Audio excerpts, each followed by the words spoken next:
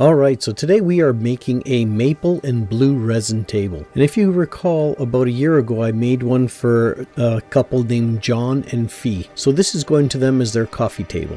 Now as you can see, I built the form, and of course now we got all the wood inside and weighted down. Make sure you weight down the wood. Next thing we're going to do is start mixing our resin, and as you can see, I was using the ice cast. I think it's an absolutely great resin and it doesn't yellow. I haven't had any complaints or any issues with yellowing, and be very careful because a lot of them do actually yellow. Now you get two parts, an A and a B, and what you have to do is you basically mix it all together, or if you're just mixing some at a time, you make sure you read the label and follow. It might be a 2-to-1 or 3-to-1 depending on whatever the mix is needed for it to harden properly. Next you're going to go ahead and you're going to add the color like I just did and mix it good. Now I mixed that for a good 20 minutes, and as you can see, it kind of looks very light in color, and that's because there's a lot of bubbles coming to the top. Now after I pour it, I walk away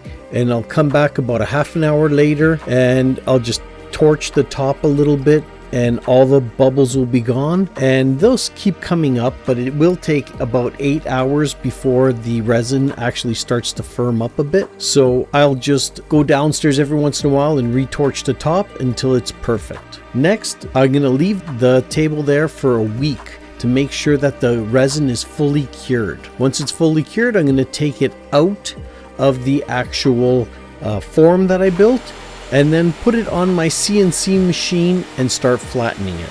Now if you recall, in the past I used to always take my tables to another place to get flattened, and I took it there a little while ago, one of my tables, and they messed it up royally.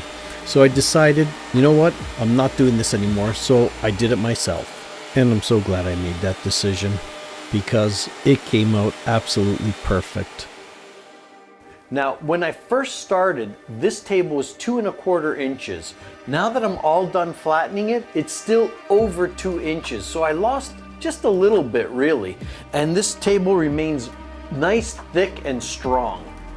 Now, to be honest, it took me about 6 hours of this CNC going to flatten both sides, about 3 hours each side. And one thing you'll notice here is that I broke it up in two because I couldn't do it all in one piece. So when I first started, it was right here. And as you can see, the wood looks good. It's very light colored, but in the back, you'll notice that the wood is darker, and that's because the bit became dull. And as it was spinning, it was heating up the wood and it was burning it a little bit. But not to worry, we're gonna sand that all off. It's gonna look great. Now, the next thing we're gonna do is we're gonna bring it into the shop. I'm gonna take about an 1/8 of an inch off of the end here, so I got a nice, I know that my resin side is nice and sharp and straight.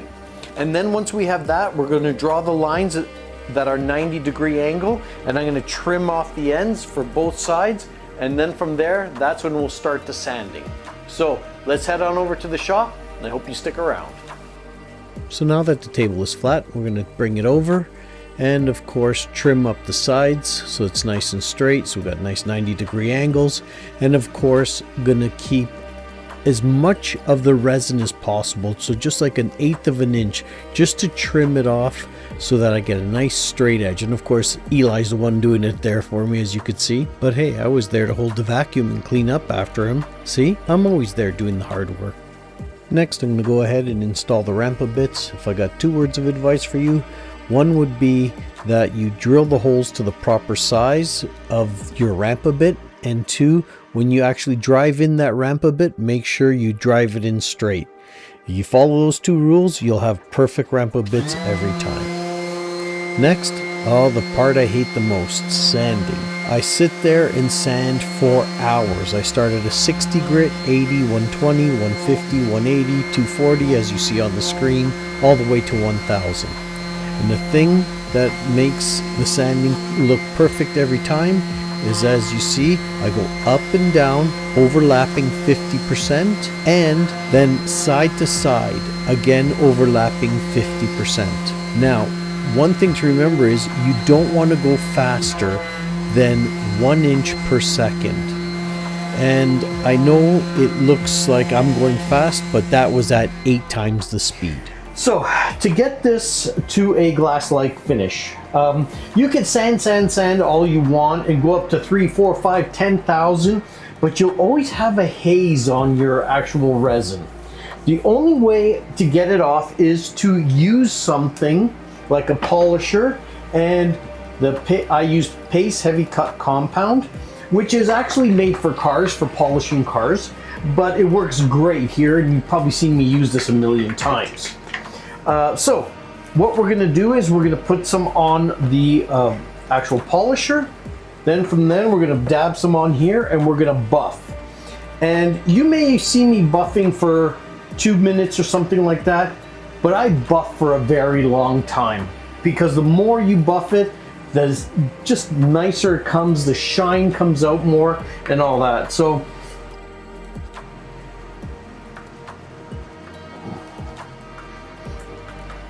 there we go.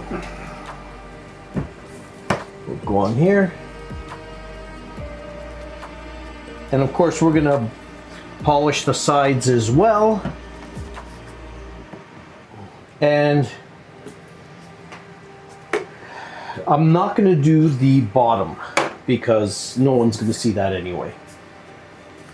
All right, so I'm gonna dab it all around. And what makes this Pace Heavy Cut Compound special is that it's got a slight abrasive in it, and it has a polisher as well. So once I start with this, the abrasive is going to lightly sand, and then the polisher automatically polishes it to the glass-like finish.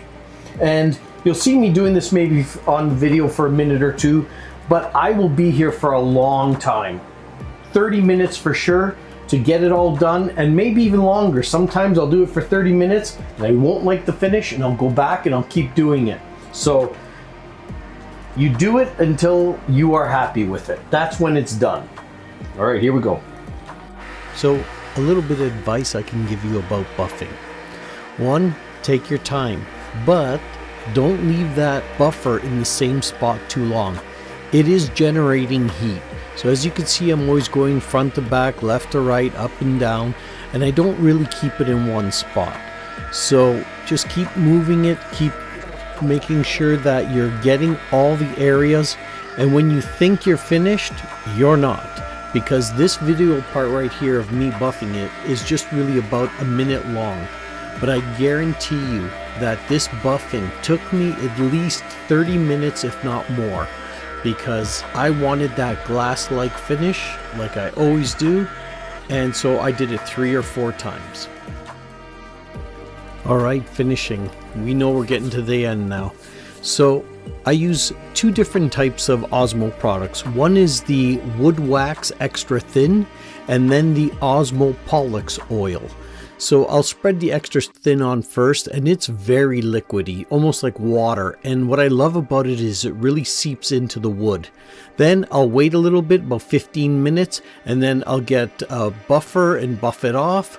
Or sometimes, and you'll see me do it in this video, depending on how big the piece is, I'll get out a white pad and then make sure with the sander I'm applying that oil all over the place evenly.